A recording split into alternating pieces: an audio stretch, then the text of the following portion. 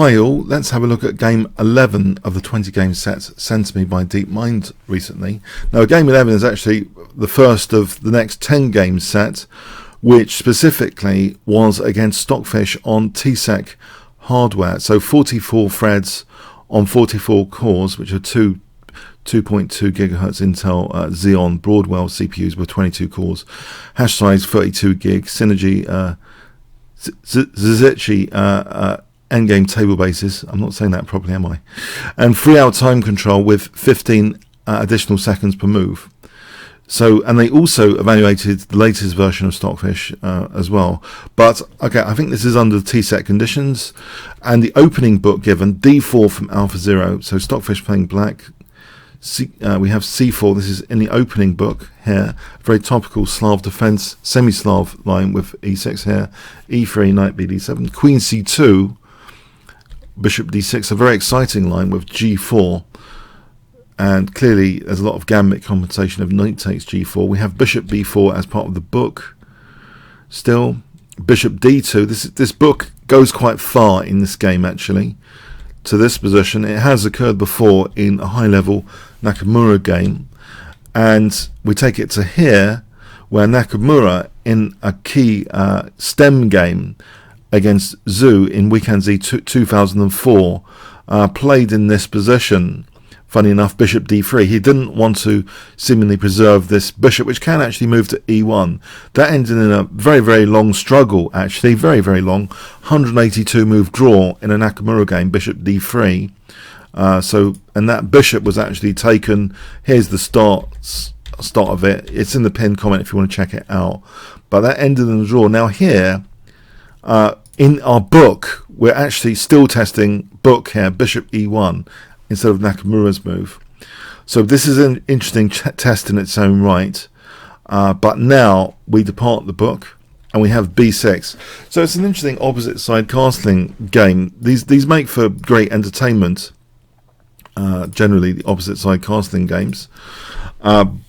Potentially, it seems, you know, if you play c takes, you have to move your king basically, because that c file is going to liven up. The bishop's preparing to move to get a rook to c8, a rook to c8 quite rapidly. How does white actually open up the lines here against the black king? Because often it's a little bit of an attacking race. Well, we see the move h4 actually. Fair enough. Bishop b7. Now here is a very interesting move, which I guess is pretty. It's possible to guess. If I give you 5 seconds, white to play here, what would you play? Okay, knight g5. It does seem a logical kind of pawn sack to hit the knight on e4 and cause black some problems on this semi-open h file. Trying to blast open this h file for a rook. Appreciate there's a rook there which might need to be moved back at some point if you want to use the h file. Now here knight takes g5 was played. If the knight is supported on e4, it seems f3 is quite nice. For example, this way, then we get that h file attack. White threatening, queen takes h7 checkmate. If f5, this just gets a little bit nasty for black, as one might expect. This kind of situation, white's building up, and that bishop can spring back into the game. White's going to have a nice advantage there. On the other way, to just moving the knight back, does this leave white in a bad state? No, it seems bishop d3, and we still have attacking prospect for sure here. For example, this continuation looks very pleasant where white can blast through in typical attacking style. And the bishop springs out again. This dark square bishop doesn't have to be asleep. It can wake up pretty quickly on one of these diagonals. So anyway, knight takes g5 was played. H takes, queen takes. So Stockfish 8 takes that pawn. If it doesn't really matter if this file's being blasted open. So something like rook here.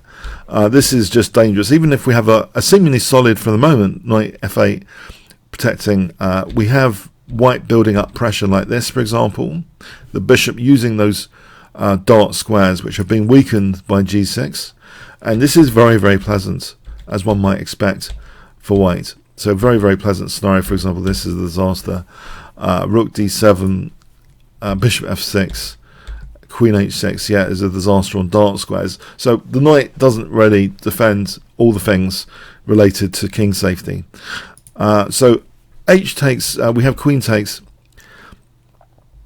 f4, the queen goes back, and now king b1, so preparing for c-file issues. c5, bishop d3, that pawn is protected on h7, c takes, and then we have c takes d4. There's a decision point here about captures, really. Which capture? This one, which way? Bishop, pawn.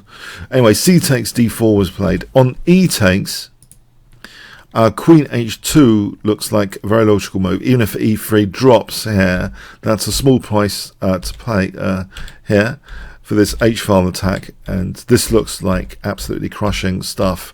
For example, like this, it looks absolutely... That's a murderous continuation. On bishop takes, we get things like d5, and this looks very nice and attacking. Bishop springing out, and this is just nice for white as well. So it's all pretty pleasant. C takes d4, e4. Yes, I mean, to be fair, it was quite a promising, dynamic, aggressive start position. Okay, so rook ac8, queen h2.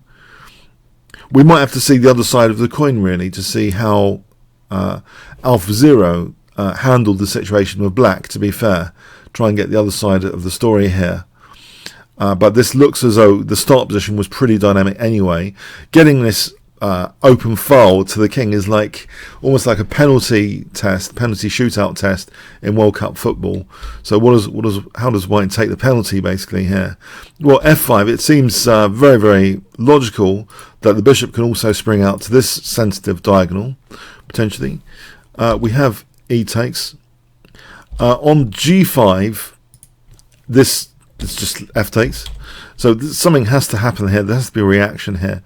On e takes, g takes g5, bishop g3, knight e5. White can take that and blast through. This g5 is loose. Yeah, blasting through. That's nasty. So okay, we have e takes, but now f takes, and this is interesting in a way because it looks as though isn't there an issue with d takes coming up. For the moment, black took here, rook h1, threatening horrible things like check and check. So black parries queen h8 check, but now a key move in this position, because it looks as though, you know, maybe there's some problems here with knight e5 and d takes. For example, if white took here on d5, black is doing quite well, actually. For example, here, black is actually doing really well, winning the exchange there. There's no problem. Black's got nice position, indeed.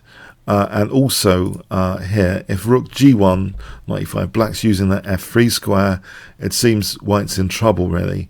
So white doesn't really want to play like that at all. Plays a very, very strong move, bishop c2, prepared to use this diagonal, which is also another kind of great way to get to the king, not just the h-file, but this diagonal. So we see knight e5, and also, of course, it hits the pawn. Now, it was too dangerous to take here because of bishop b3 check. So, yeah, this is a very strong move. Not just prepared for bishop b3, but rook takes d4. So, knight e5.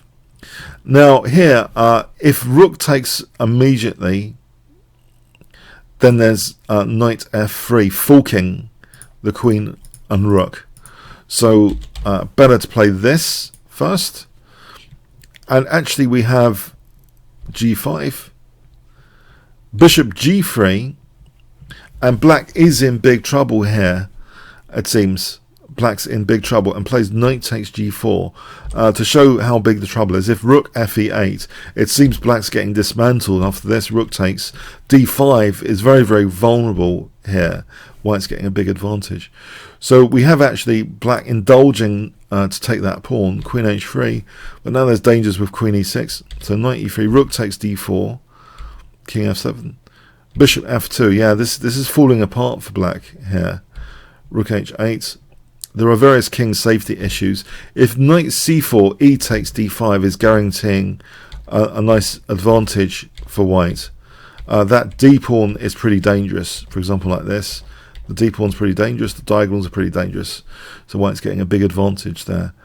So we have rook h8, but now check taking, and yeah, white's just a piece up. Are these pawns dangerous? Not particularly. Taking there is not possible because of rook d7 check. So we have this rook a4, bishop takes b6. Yes, black's actually falling apart, a piece down. It's pretty much guaranteed now. This, yeah, not too much to see here. It'd be interesting to see the other side of the coin of this game. Some of these TCEC conditions seem a bit harsh, and one of the characteristics of the mighty Stockfish and recent TCEC competitions was able to sort of hold where other engines were losing some critical, critically weak start positions, critically dangerous. But here on this occasion, Stockfish 8 wasn't up to the task. If there were resources in this variation, it didn't use them. It seemed to just fuel the fire a bit on the H file and this key diagonal as well. Okay, I hope you enjoyed this first set of the new set of 10. So game 11 or game 1 of 10. And yeah, if you enjoyed this game video, then please click on the top left box, which should appear shortly, to become a member of chessworld.net, play against other YouTubers. And you can also check all the analysis of these games in advance or updated analysis on the improved menu learned from the Masters YouTube order button. Okay, comments, questions, donations, see the description. And also like, share, subscribe to the notification bell. Really appreciated. Thanks very much.